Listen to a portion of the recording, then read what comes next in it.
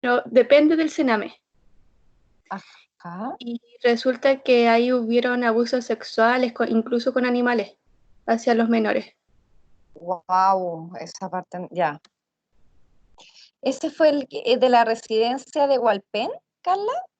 Sí, sí, y ahí en el documental aparecía la mamá de 2 menores hablando sobre el tema y que no sé si fue hoy día que la directora del Sename Sí, renunció. sí, tal cual. Oye, Carla, estamos pero para hacer la parte del matinal nosotras, ¿o no? Sí, tal cual, renunció hoy día la directora del Sename. Veamos quién ponen. Pero, ¿se acuerdan de la clase anterior que hablábamos de los organismos colaboradores? ¿Cuál será el rollo acá? ¿Qué estará pasando? ¿Por qué hay tanta vulneración de derechos aquí? ¿Mm? ¿Qué pasa? Cuéntenme ustedes. Siendo que está el Sename, que hay un montón de programas.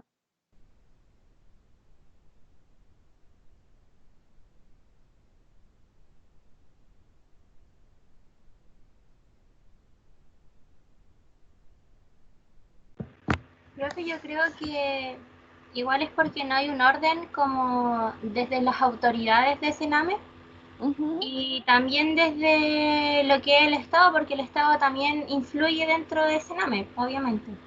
Sí. Entonces, según yo, como que obvio que los profesionales que están dentro están constantemente luchando como contra una marea porque tampoco se les dan las facilidades de poder ser constantes dentro de los ingresos de Sename o los tratamientos dentro del Sename o como en eso. Como por Sí, eso yo creo que igual hay como tanto caos dentro de Sename porque en verdad no hay un orden desde ninguna perspectiva. de todas maneras. De todas maneras, de hecho, ¿vieron en las noticias que, bueno, ¿saben por qué renunció la directora del Sename?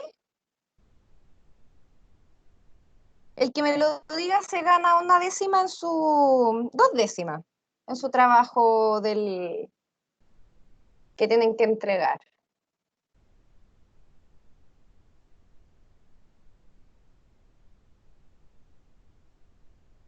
¿Por qué renunció la directora del Sename? Que alguien me explique.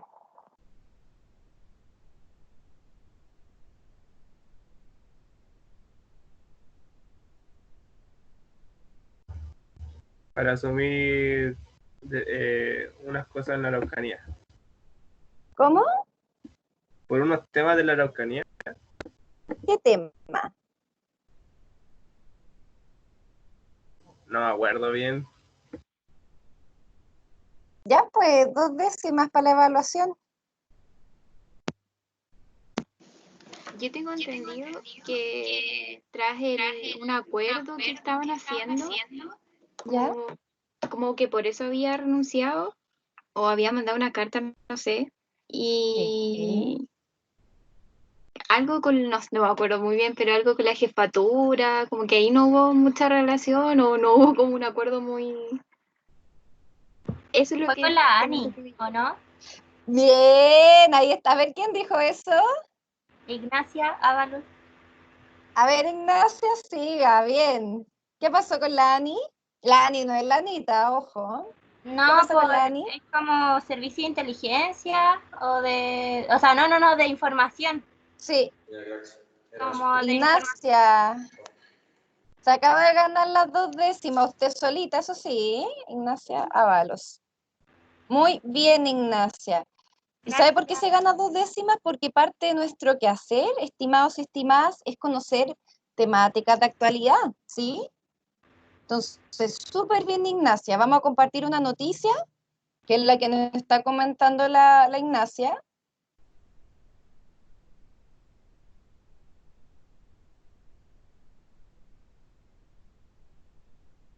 ¿Qué pasó? Ahí.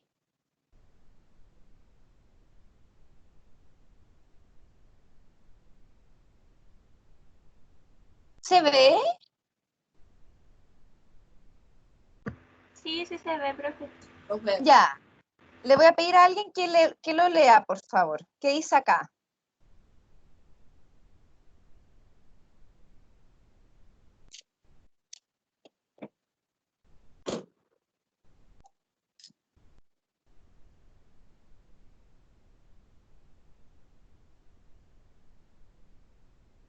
Yo me voy a tomar el tiempo, chiquillos. Si no quieren hablar, yo espero nomás.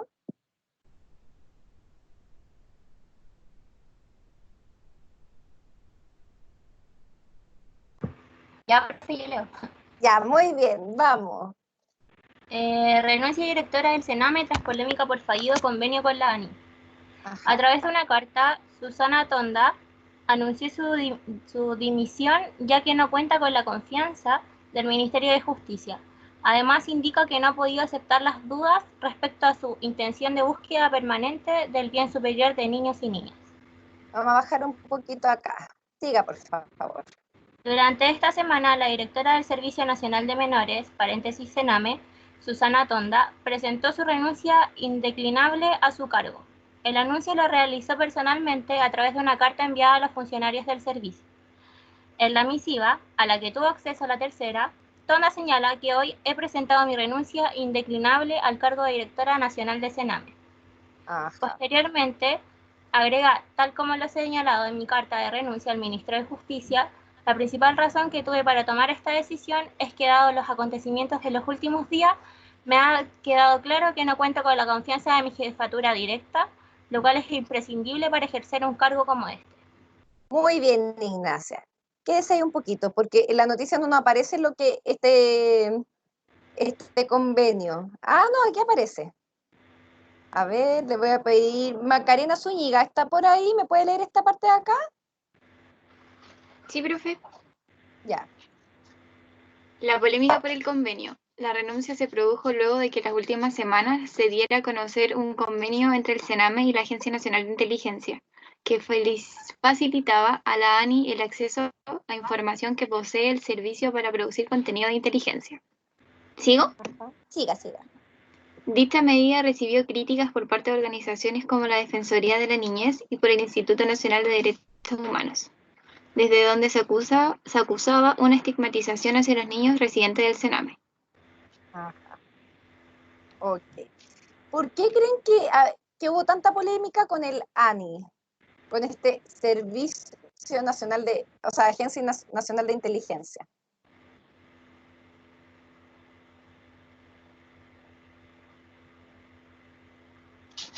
Yo creo que por lo mismo que dice ahí del acceso a la información, porque a lo mejor Ajá. Profe, la información que les daban no era completa o no les llegaba. Ajá, bien.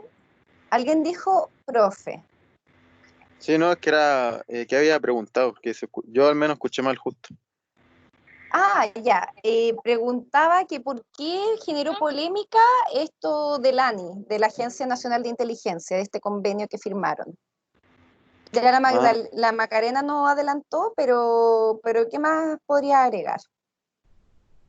O sea, yo había escuchado Ujú. que o sea, como que se le atribuía información a la ANI de los niños y en ese contexto se está vulnerando los derechos de estos, porque se le están entregando información privada Ujú. a la ANI sobre estos menores.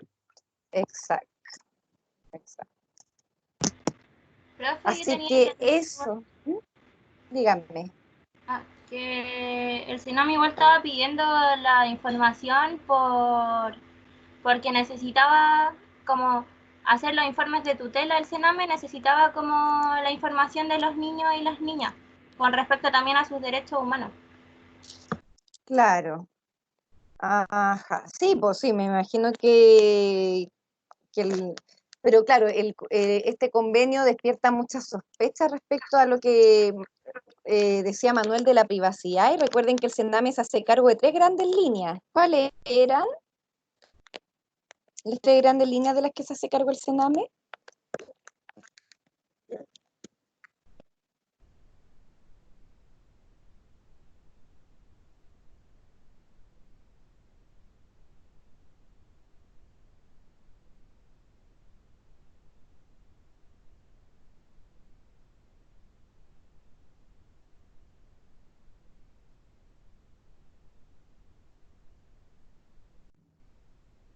Profe, ¿Sí? ¿le puedo hacer una pregunta antes? Nada que ver con el No, cename. Isidora. Discúlpeme. No, tiene que esperarse un poquito. Vamos a No. responder esta pregunta y queda en el tintero la suya. Pero es que, y de hecho, Isidora, cuénteme, ¿cuáles son las 3 líneas del Sename? Yo Ay, le no me ayudo si acuerdo. no se acuerda. O sea, ¿tienen que proteger los derechos de los niños? Bien, entonces era proteccional, ¿verdad? De niños vulnerados. Muy bien. ¿Cuáles eran las otras 2? Tienen que dar las herramientas para arreglar los daños que se hayan realizado contra los niños. Exacto, ¿verdad? Claro, pero eso es como la parte proteccional de los derechos vulnerados. Pero ¿te acuerdas de las otras 2 áreas que se hace cargo Sename? Por ejemplo, si yo quiero adoptar. Ah, ok. Bueno, de adopción Bien, y no me acuerdo. ¿Tutelar puede ser? ya, espérame. Vas bien, vas bien. Estamos con adopción, la línea proteccional y había una tercera, ¿se acuerdan? Del sistema, o sea, y le voy a soplar algo más, po. La ley de responsabilidad penal adolescente. Ah, ok, que se hacen cargo de los menores de edad que hayan cometido delito. Perfecto, Isidora, muy bien. ¿Ves? Usted sabía, ya. Ahora pregúnteme. Le quería preguntar cuál es como la función en sí de la ANI. Eh, ¿A qué se dedica como institución? No como ligado a lo que pasó con el Sename.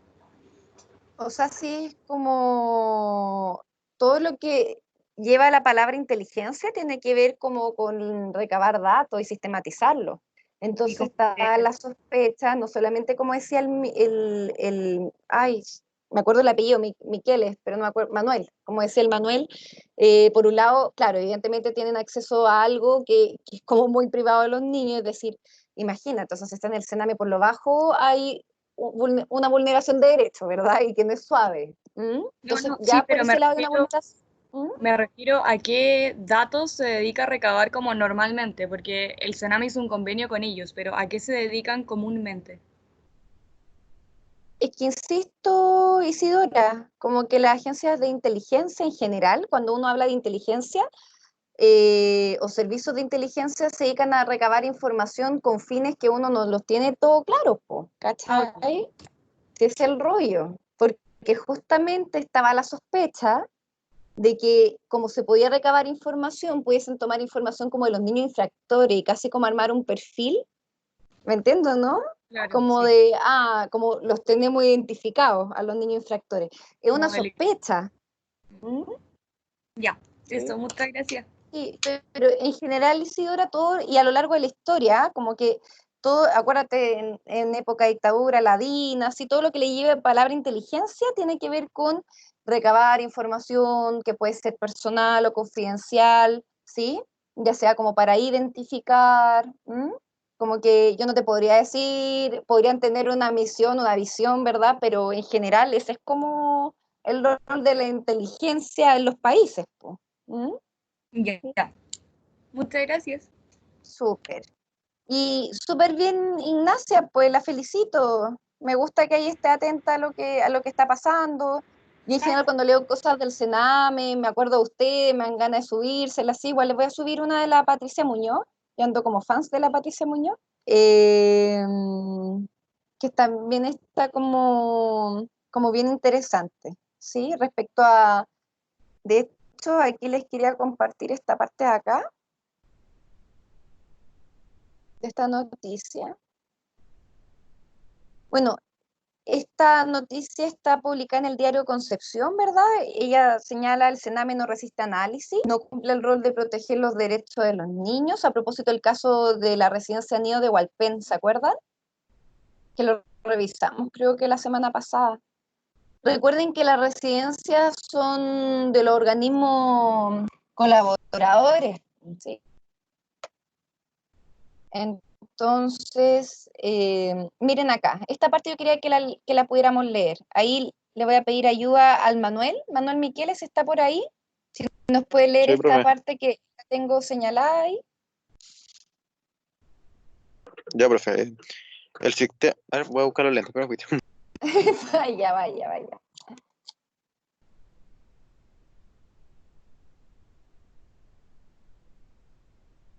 Ya, profe. ¿Cuál era? Acá, sí. Ahí, o sea, a ella le preguntan, ¿el sistema actual ya no resiste? Hace mucho que no resiste. En 2018, Chile fue investigado por el Comité de los Derechos del Niño. El organismo emitió un informe lapidario y vergonzoso para cualquier país, donde se sostiene que durante los últimos 40 años se han violado grave y sistémicamente los derechos humanos de los niños bajo cuidado estatal. Las recomendaciones de esta investigación nunca se ejecutaron. Esto manifiesta incapacidad de quienes ejercen las funciones del Sename, en el Sename, perdón. Siga acá, la siguiente. Donde dice la relación, ¿cierto? Sí. Dice, el Estado trabaja con varias residencias privadas. ¿Se acuerdan? La organizaciones colaboradoras, ¿sí? Los organismos colaboradores. ¿Qué opina sobre este nexo con recintos particulares? Siga usted. Ya, la relación del Estado con los niños debe ser un punto prioritario y centrarse en una responsabilidad directa a través de la administración directa de un servicio estatal sin necesidad de denegarla. Si no es posible y se opta por acudir a mecanismos para que privados participen colaborando con la gestión del servicio, en ningún caso se exime la responsabilidad directa del Sename en la protección. Si se delega a privados, el servicio debe prevenir la vulneración en derechos en estos recintos. Lamentablemente, esto no ocurre. El mecanismo debe ser modificado. Después del caso de Walpen, ¿qué debe pasar para que esto cambie? Ajá. Muy bien, muchas gracias, Manuel. ¿Sí? Ya, profe. Entonces aquí la defensora de la niñez no dice que hay que sacar el privado, ¿verdad? Que está mala la estrategia de externalización. Lo que dice es que por mucho que los organismos privados se hagan cargo de las funciones del Sename, el Sename como representante del Estado debiese regular las prácticas que están implicadas, ¿verdad? ¿Sí? Y aquí, como para resolver algunas dudas, recuerden que el 2018 efectivamente el Comité de Derechos del Niño investigó la situación de Chile. ¿Sí? Así que eso, pues, estimados y estimadas. Ahora vamos a ir con algo un poquito más alentador,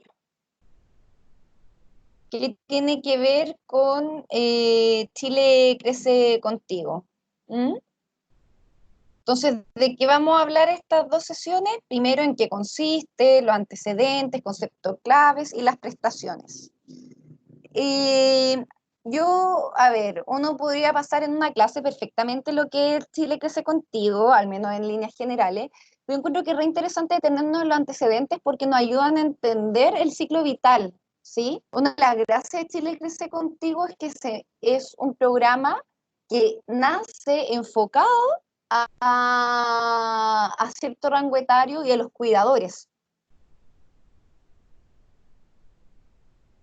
Entonces, ¿y qué consiste Chile Crece Contigo?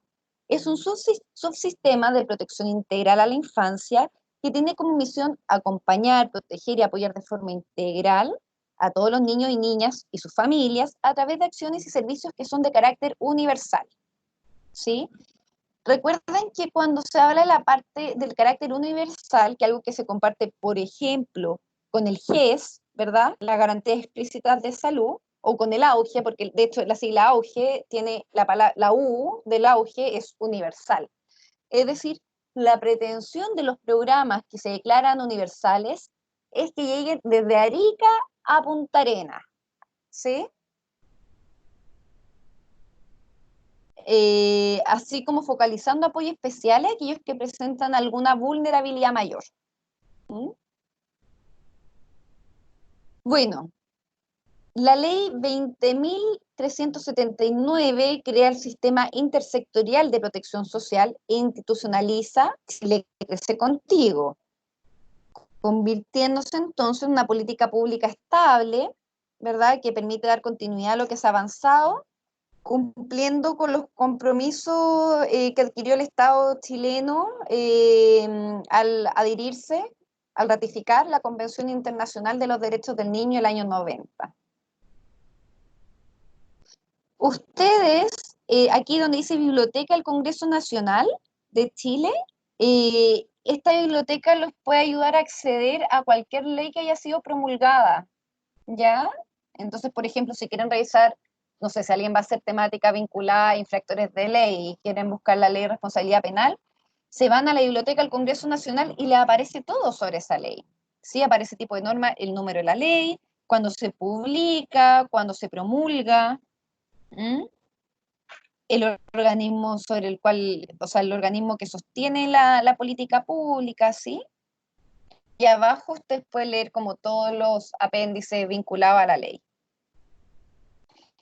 De esta manera, a un mismo niño o niña se le va a estar brindando un apoyo simultáneo en distintas áreas que conjugan en su desarrollo. Salud, educación, condiciones familiares, condiciones en su barrio y comunidad, entre otros, ¿sí? Cuando las políticas públicas logran articular distintos subsistemas de los cuales pertenece el niño, y a eso se le llama integralidad de la protección social, ¿no? Entonces, antes de que sigamos, yo les quiero preguntar, por ejemplo, esta niñita de acá, pongamos que tiene 5 años, ¿verdad? ¿Con cuáles sistemas interactúa esta niña en la sociedad?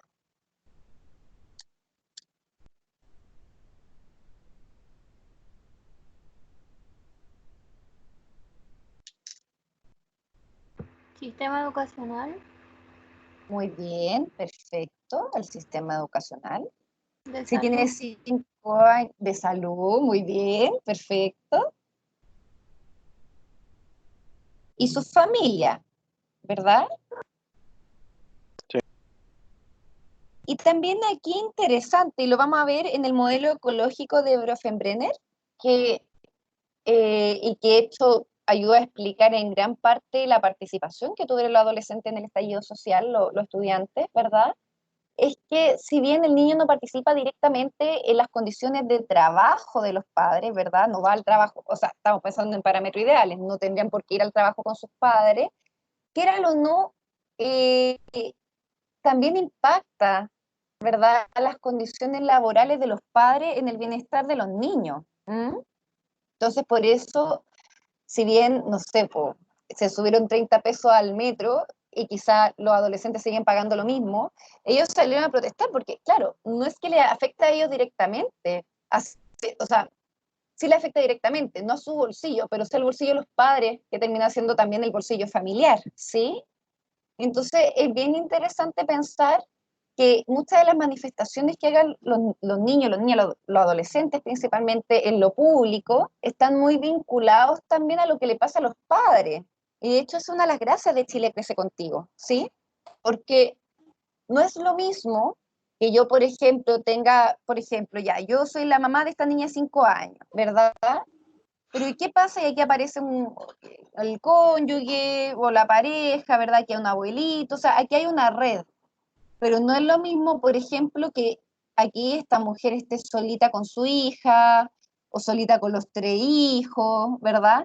Que ella quizás tenga que, no sé, matarse en turno trabajando en retail hasta las 9, 10 de la noche, ¿sí? Eso impacta directamente en la calidad de vida de los niños y en el de la disposición de esta mujer, de esta madre, en poder ejercer la maternidad también, ¿sí?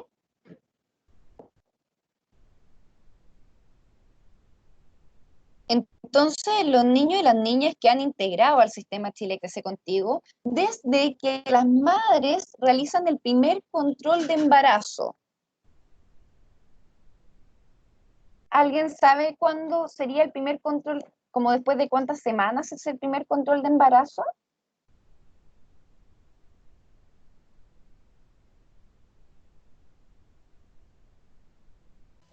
No sé, 6 semanas. ¿Cristian? Sí, Ya. Ay, perdón, me confundí de hojita, esperen. Ahí.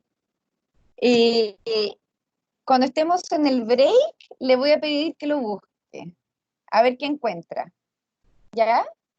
Pero en teoría, cuando uno comienza con los controles de embarazo, y miren acá, interesante, en el sistema público de salud, ¿sí? Ahí se inicia este acompañamiento personalizado en la trayectoria del desarrollo que llega hasta el ingreso al sistema escolar. ¿Qué etapa está comprendiendo Chile Crece Contigo entonces en el ciclo vital?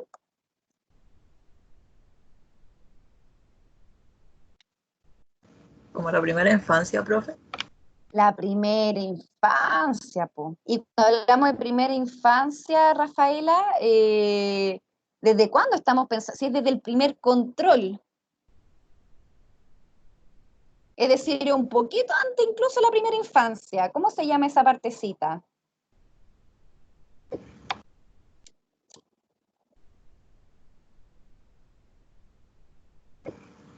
Como Natalidad. ¿Cómo? ¿Cómo se llama?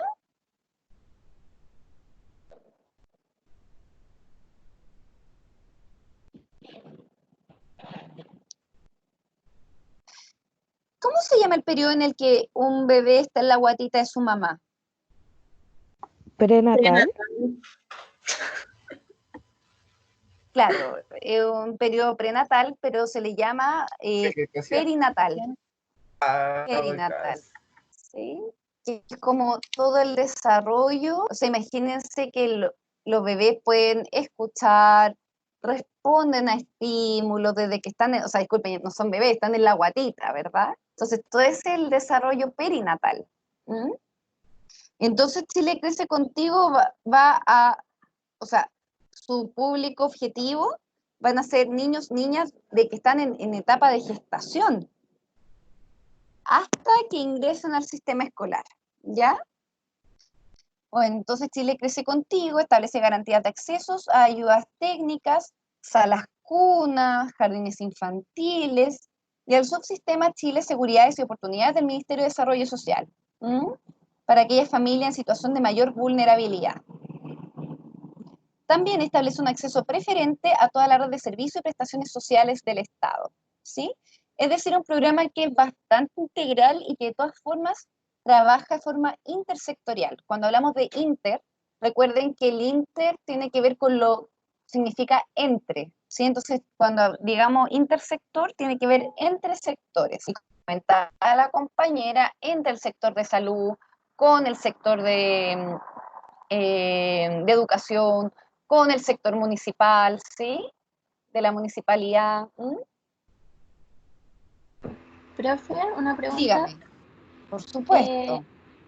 Pero como, ¿desde qué aspecto se ve la vulnerabilidad? ¿Como desde algún quintil? Muy buena pregunta. Ya vamos a revisar como los tipos de vulnerabilidad, ¿sí?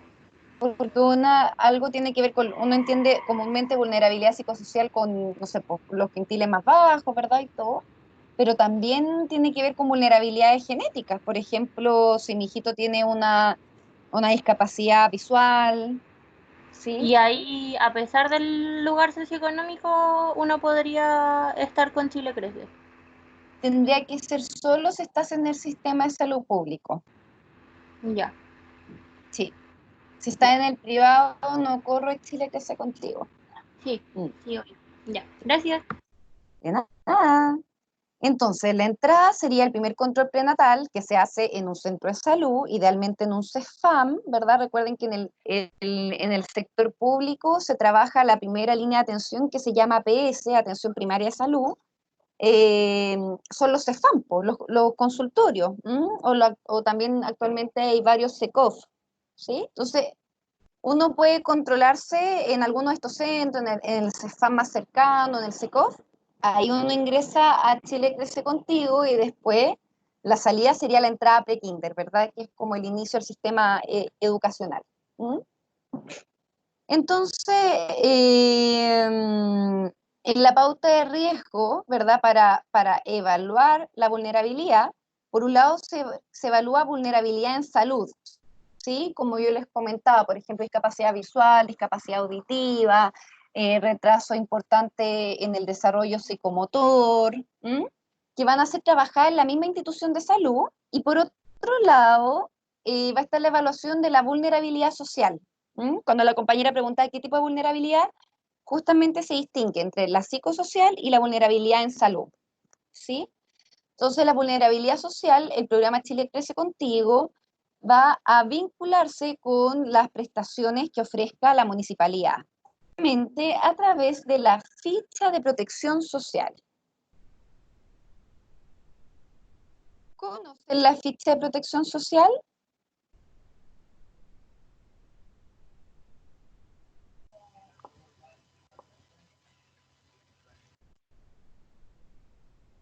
Sí, ¿Qué saben que es el sobre... registro social de hogares, que es el que te mide en qué quintil tú te encuentras.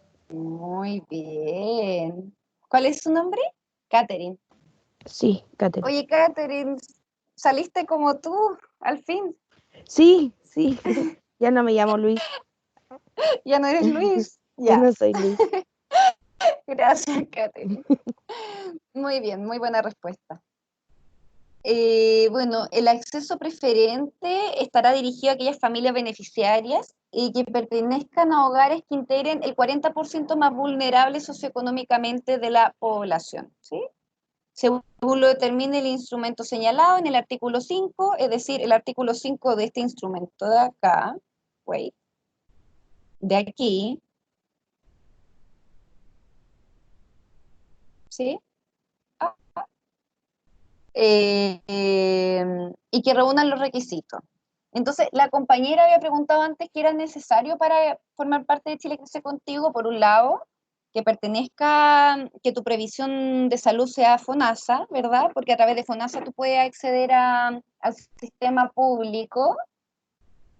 Con ISAPRE no puedes acceder al sistema público, ¿sí? O sea, si hay alguna urgencia, claramente te pueden atender y todo lo que tú quieras, ¿m? Pero FONASA está principalmente vinculado a los hospitales públicos, a los COSAM, a los CESAM, a los CEFAM, ¿sí? Y también habría que cumplir el requisito de ser parte del 40% más vulnerable socioeconómicamente. ¿Mm? Y además, reunir algunos requisitos. Ya los vamos a conversar. Bueno, antecedentes de su implementación. Durante el año 2006, ¿verdad? El primer gobierno de la presidenta Michelle Bachelet convocó un grupo de expertos para la conformación de un consejo asesor presidencial que realizaron diagnóstico de la situación de niños y niñas y propusiera medidas necesarias para implementar cambios en las condiciones que afectaban la vida de la infancia en el país. ¿Sí? ¿Cuál fue el diagnóstico de este grupo de expertos? Un número importante de niños y niñas que veían sus oportunidades de desarrollarse muy menoscabadas, especialmente niños y niñas vinculados a condiciones de pobreza, que por supuesto generan desigualdades que se extienden hasta la adultez. ¿Sí?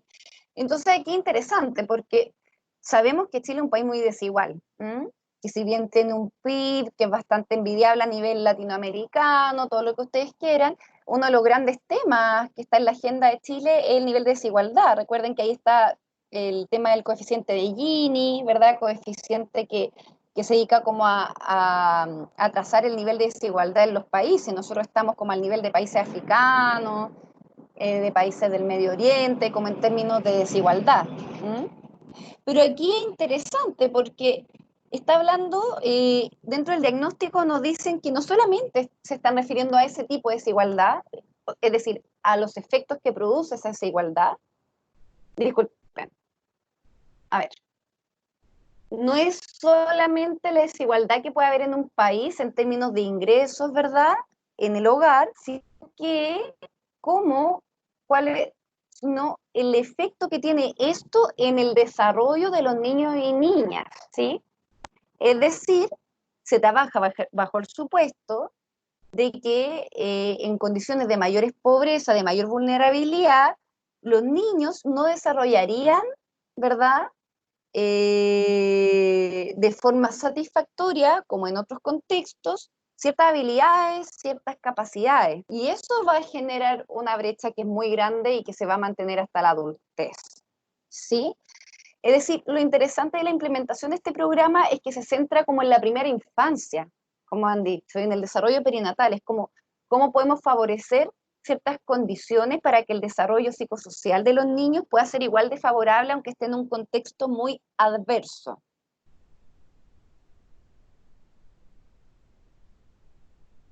Antecedentes de su implementación. Aquí quiero que vayamos conversando, ¿sí? Primero, en este diagnóstico que le entregan a la presidenta, aparece el incremento en la jefatura de hogar femenina. ¿Qué quiere decir eso? Explíquenme.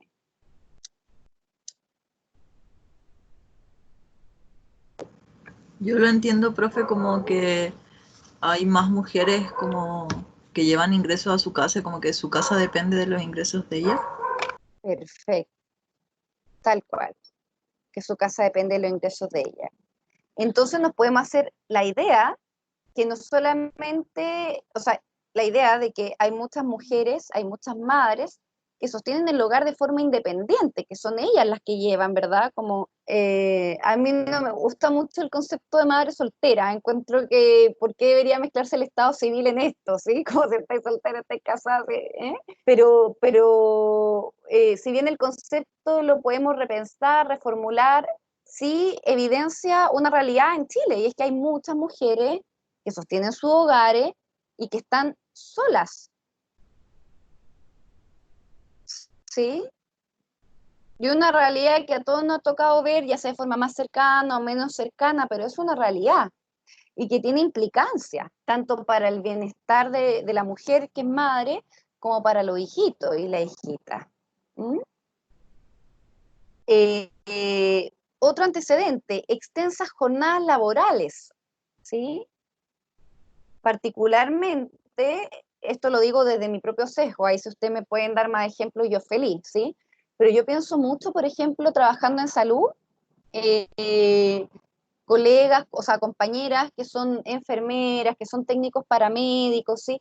Que hacen unos turnos, porque uno tiene una jornada normal, ¿sí? En general, los que trabajamos como en el área más psicosocial, terapeutas ocupacionales, trabajadoras sociales, psicólogas, no, los kinesiólogos también hacen estos turnos matados. Pero hay en el sistema público algo que se llama, no, perdón, en el privado también, que se llama cuarto turno. Y es como así, es satánico. Son como, creo que 24 horas despierto, después te vas para la casa, después vuelves, ¿sí? Entonces, yo lo que he visto es particularmente en funcionarias de salud que trabajan en sistemas de turno, que, pucha, la calidad de vida igual tiene cierto impacto, particularmente cuando son mamás y particularmente cuando están solas, ¿sí? Y más aún si es que no cuentan con red de apoyo. ¿Mm? Pero a mí yo lo asocio o sea, a mí se me viene a la mente como funcionarias de la salud que trabajan en sistemas de turnos, particularmente el cuarto turno, ¿sí? Ahí yo creo que ustedes los pueden ir asociando a otras jornadas laborales que son extensas.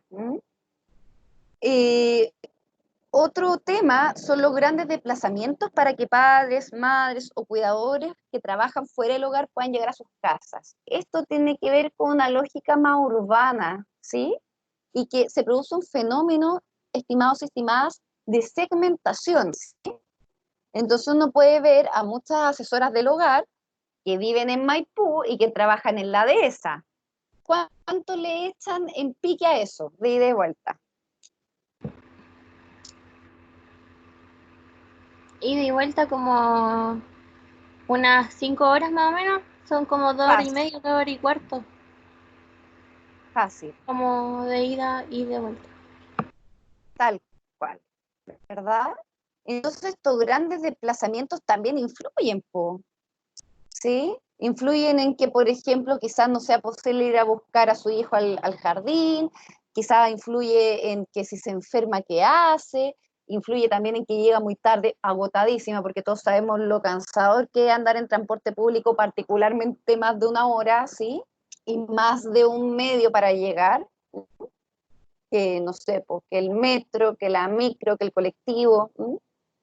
Otro antecedente tiene que ver con la disminución del tiempo que cuentan las familias para compartir con sus niños y niñas. Si se dan cuenta, hasta ahora todos los antecedentes que vamos viendo van a impactar justamente en este punto, po. Hay una disminución del tiempo, ¿sí? Y también un aumento progresivo en la incorporación de los varones en la crianza de niños y niñas. Eso ha sido como parte de los últimos años, ¿verdad? Un cambio cultural bien significativo, en donde ya el hombre ya no es solo proveedor, que me parece excelente, porque hay una realidad abismal, que es que muchas mujeres son jefas de hogar. Entonces, la imagen del hombre proveedor también se nos cae un poco, como generalizarlo como era anteriormente. Y en esto también ha habido un llamado a los varones, a los padres, para que se puedan incorporar a la crianza de otra forma, ya no es solamente el lugar de la autoridad, por ejemplo, ¿verdad? Y esta noción más setentera o ochentera que uno tenía de las madres que nos decían, no, y cuando llegue tu papá a la casa vas a ver, ¿verdad? No, pues aquí la autoridad la ejercen ambos, el manejo de los límites, el manejo, aquí ya no es solamente como... o sea, yo encuentro que es re interesante, particularmente cuando uno trabaja con niños o niñas, poder ver cómo los padres se la arreglan con la crianza, porque piensen que hay una realidad. Todos hemos sido criados, ¿sí? Todos hemos tenido un tipo de crianza. Y cuando usted, joven, y usted, señorita, se une con alguien, ¿verdad?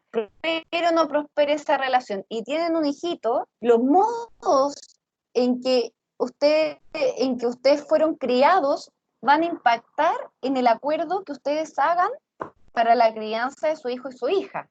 Ya sea, por un lado, un cuestionamiento respecto a la propia crianza, pero también ciertos valores que para uno son importantes en la propia crianza y que las quiere poner en juego en la crianza de un tercero, ¿verdad? De un bebé, de un hijo, una hija. ¿Mm?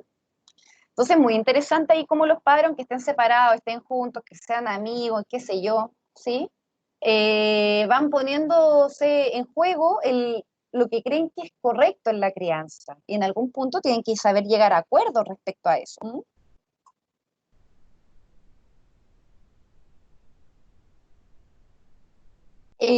Bueno, el comportamiento y desarrollo de competencias socioemocionales de los niños y niñas. ¿Mm? Los resultados obtenidos en la encuesta longitudinal de la primera infancia dan cuenta que mayores alteraciones en aquellos niños y niñas que pertenecen a los quintiles de menores ingresos, particularmente respecto a alteración en rango clínico, ¿verdad? Uy, que redacté mal esto, disculpen. Mejor se lo digo con mis palabras, ¿sí? Esta famosa encuesta, que es la encuesta longitudinal de la primera infancia, que esto ustedes la pueden googlear, ¿sí?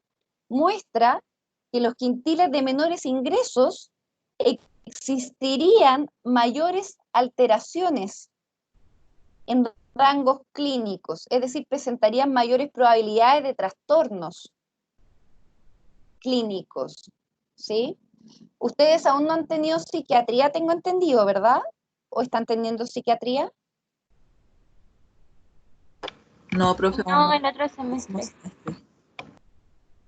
Ya, pucha, espero hacerles clases de psiquiatría. Yo el año pasado hacía psiquiatría, pero en el anual, po, ¿ya? Pero efectivamente hay todo un área de la psiquiatría infanto-juvenil que tiene diagnósticos que son súper distintos al de psiquiatría adulto, ¿sí? Entonces, cuando hablamos de trastorno infanto-juvenil, estamos pensando, por ejemplo, ya yo voy a decir la primera, después ustedes me tienen que ir sumando, trastorno por ansiedad de separación.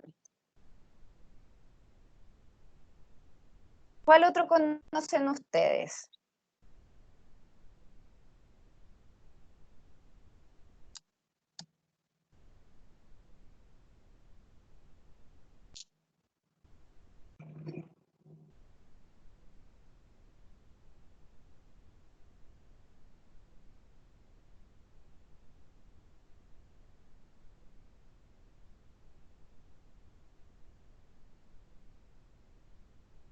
Estoy esperando.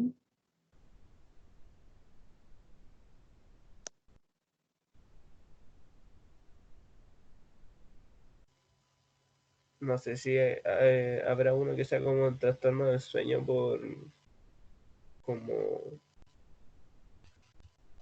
eh, tiene que ser de los niños, ¿cierto? Sí, Que me imagino que pueden quizás generarse un trastorno del sueño porque no sé, pues quizás los papás o la gente de la familia pelea o cosas así, o llegan tarde a las claro, casas. sí. O sea, efectivamente, de hecho, el trastorno del sueño es algo que ahora, en contexto de pandemia, nos está afectando un poquito a todos, ¿verdad? Independiente del rango etario. O sea, despertar precoz, insomnio de conciliación, insomnio de mantención, son pan de cada día en estos momentos, ¿sí? Está bien, me gusta tu apuesta, Cristian. Me gusta tu apuesta. Ya, a ver, voy a reconducir la pregunta. ¿Cuál es el diagnóstico más común que ustedes han escuchado vinculado a niños, niñas y adolescentes? Déficit atencional y algo así. Perfecto, perfecto, Matías. Matías, cuénteme, ¿en qué consiste el déficit atencional? De lo que usted sepa. O sea, supongo que, o sea, realmente sé lo que comúnmente se le dice porque personalmente no sé si existe un déficit como tal de atención, sino que yo creo que de mantención de la atención. Pero claro, típico diagnóstico que hacen realmente cotidianamente gente, profesora, de todo ámbito, que lo mandan al psicopedagogo o al psiquiatra solamente por tal vez ser más inquieto o no sé, tener más energía en un sentido físico. Ajá. Claro, ahí me gustaría distinguir lo que dice el Matías, que está el trastorno de déficit atencional y el trastorno de déficit atencional con hiperactividad, ¿sí? Que el que tiene hiperactividad es justamente esta imagen del niño que le cuesta mucho poder regularse, que es muy sensible a los estímulos y por ende le cuesta poder tú o sea, sentarse, ¿cachai? Un buen ratito, ¿m? ¿Sí? Y efectivamente, o sea, en los últimos años hemos visto un sobrediagnóstico importante vinculado al déficit atencional, ¿sí? Sí, Matías, muy bien. Es un diagnóstico muy propio o sea, a ver, se puede diagnosticar en la vida adulta, ¿sí? Pero es muy propio de lo infanto-juvenil. Muy bien. ¿Qué más? ¿Qué otro diagnóstico es muy propio de lo infanto-juvenil? ¿Podrían ser trastornos del lenguaje? Ay, Isidora, usted anda, pero brillante hoy día, me encanta, sí. Me encanta, súper bien. Los trastornos del lenguaje, pues, exactamente, dislalia, ¿verdad? Dislexia, súper bien, Isidora. ¿Qué más? También podría ser de control de esfínter. Ya, encopresis, enuresis, bien, sí. ¿Qué más? Hay uno que a mí me llama la atención que no lo mencionen porque es como súper conocido y que los psicólogos nos preguntan mucho. Podría ser así como no controlar su ira, o sea, no sé si tiene mucho que ver. ¿Cómo? Que no controlan su ira. Tengo entendido que hay un diagnóstico que es como explosivo, no sé cuánto, sí, está en el DSM. Está el oposicionista desafiante, que es un trastorno también de como el área infanto-juvenil, pero hay otro, chiquillos y chiquillas, que es demasiado común, como, o sea, no sé qué tan común, sí, igual en el último año hay harto diagnóstico. ¿Ah? ¿Cómo? Se me ocurre la depresión como en sentido como anímico. ¿Quién está hablando? ¿La Rafaela? Sí. Rafaela, exactamente, hay trastorno anímico en los niños, sí, efectivamente, sí. Oigan, pero me falta uno que me llama la atención que todavía no lo digan. ¿Qué? Trastorno alimenticio. Los trastornos alimentarios, claro, que tienen su antecedente ¿Profe? hartos como en dime un segundito, en la adolescencia, sí. Dígame. Paula González. ¿Ah? Hiperactividad. Claro, la hiperactividad, acuérdate que es como, va de la manito con la hiperactividad con el de déficit atencional. Oye, Paula, qué bueno que me hablaste porque te tenía pendiente, Paula González. porque te quería agregar al Teams y me aparecen muchas Paulas González. Entonces te quería pedir si es que me puedes mandar como tu nombre y apellido completo. ¿Puede ser al mail para agregarte, como reconocerte en el Teams? Ya. Ya, muchas gracias. El autismo, Profe, pues chiquillos y el autismo. chiquillas. ¿Qué? Yo Rafaela. no sé, ¿O- no sé, que no sé si es como muy común en la infancia, pero los trastornos de ansiedad igual infantiles son... Tal cual, Ignacia. Por ejemplo, el que les soplé al comienzo, ¿verdad? El trastorno de ansiedad por separación. Sí, es un trastorno que está dentro de los trastornos ansiosos en infancia, justamente. Y bueno, el trastorno espectro autista, pues, lo que comúnmente llamamos Asperger, ¿se acuerdan? Pero que el 2015 en el DSM-5 se reformula y se junta lo que es Asperger con autismo y se llama ahora trastorno del espectro autista y uno le dice TEA, ¿ya? Así que vamos re bien hasta ahora. Causas del problema: pobreza infantil, baja frecuencia, intervenciones tempranas, ¿sí? Poca igualdad de oportunidades, baja cobertura educacional, alta brecha en el acceso de salud, ¿sí? Que alguien me explique qué significa baja cobertura educacional.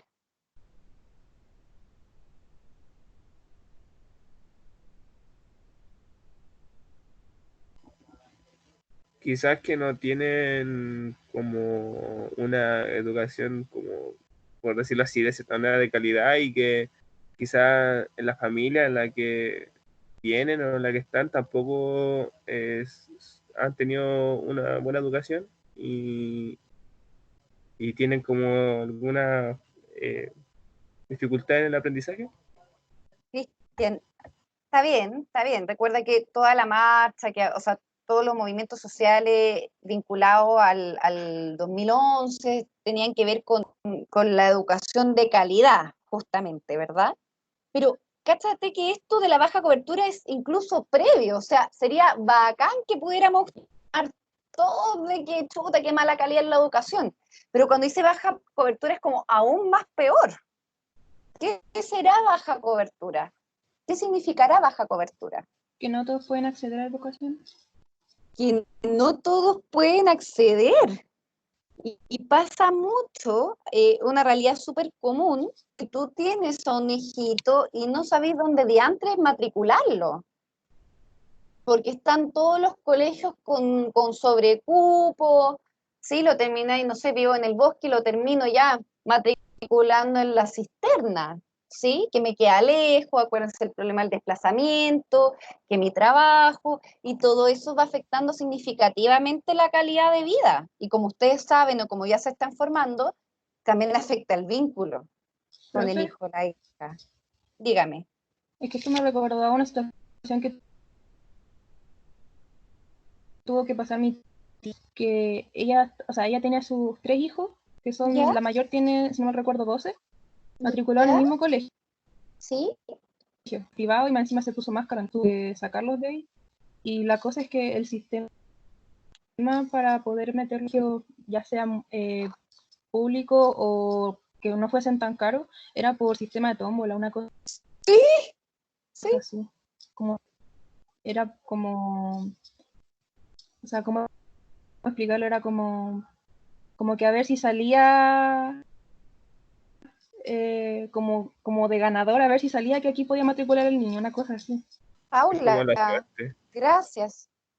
Sí, Ah, y lo otro es que era súper complicado porque son 3 niños, entonces imagínense tener, en este colegio sale un niño y en el otro que queda al otro lado sale este otro niño. Y tuvo que desear mucho para que le aceptaran a los 3 niños en el mismo colegio, pero fue como, porque ella fue presencialmente ahí a pedir que por favor, porque es una situación súper complicada. sí, Paula, tal cual. Paula, ¿verdad? Sí. Sí, Paula, tal cual. tal cual. Se ocupó un sistema de tómbola, hay 50, hay 25 cupos, y salió la Paula, la Rafaela, el Cristian, y la Ignacia Ábalos quedó fuera, y la Raiza Parra también. ¿Sí? Sí. Tal cual. Claro. Entonces, a eso se refiere con la cobertura. Y ustedes recuerdan que, o sea, una de las grandes batallas que de los presidentes, por ejemplo, de Pedro Aguirre Cerda, ¿verdad? De Frei, no el Frei que, o sea, no Frei post-transición, sino el padre de Frei, ¿verdad? Antes de, también ellos impulsaron como una serie de estrategias para que todos accedieran a la educación, ¿sí? Ya sabemos que una vulneración de derechos no ir al colegio, pero chuta, hay baja cobertura educacional, po. Entonces ya el rollo ni siquiera es si es de buena o mala educación, es que ¿dónde lo vamos a meter así? ¿Dónde va a ingresar? Y acá lo mismo, ni siquiera en términos de salud, ni siquiera es que la salud sea de calidad o no, sino que me atiendan al niño en cuanto, que es el gran tema que hay en salud, po, son las listas de espera. Y esto fue una de las grandes críticas que se le hizo al ministro Mañalich cuando dijo que habían eliminado las listas de espera. Las listas de espera existen y son altísimas, ¿sí? Entonces, ahí ni siquiera es que sea de calidad o no, o que si te intervienen y te operan el corazón, pucha, que te lo dejen mal o te lo dejen bien, es que no alcanzáis ni siquiera a tener la operación, ¿sí? Entonces, esto es re complicado.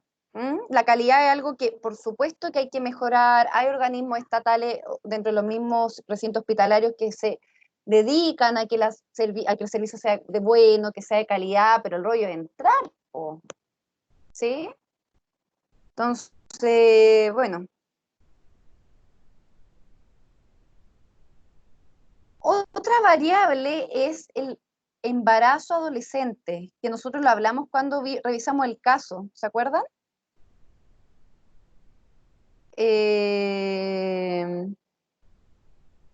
Uno de cada 6 niños es hijo de madre adolescente. Esto implica vulnerabilidades tanto para la madre como para el hijo. ¿Cuáles son las vulnerabilidades para la madre? Mayor probabilidad de deserción escolar, ¿sí?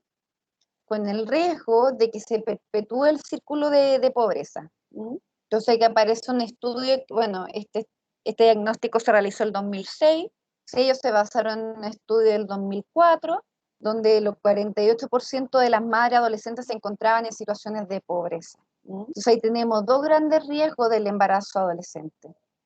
Uno, probabilidad de deserción escolar, y por otro lado, perpetuación, que está de la mano, está ligado, ¿sí? Perpetuación del círculo de pobreza.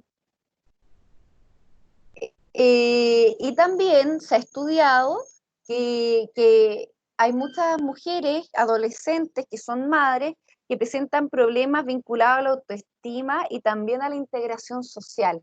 Su red de apoyo, más como vincular al grupo de pares, tiende a disminuir. Y también la imagen de sí misma, ¿sí? También tiende a ser más devaluativa, ¿sí? Y por otro lado, para el hijo, para la hija, hay un alto riesgo de rezago. Cuando decimos rezago es como de enlentecimiento, de quedarse atrás en el desarrollo psicosocial.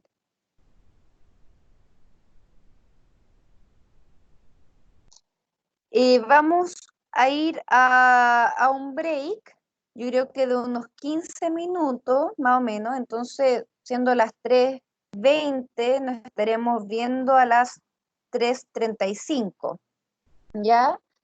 Les pido que se queden en el canal. Ya, profe. Y la idea es que partamos, bueno, el segundo módulo ahí con dudas que ustedes tengan, inquietudes, ¿sí? Ya pues, nos vemos en 15 minutos. Chao, chao. Ya.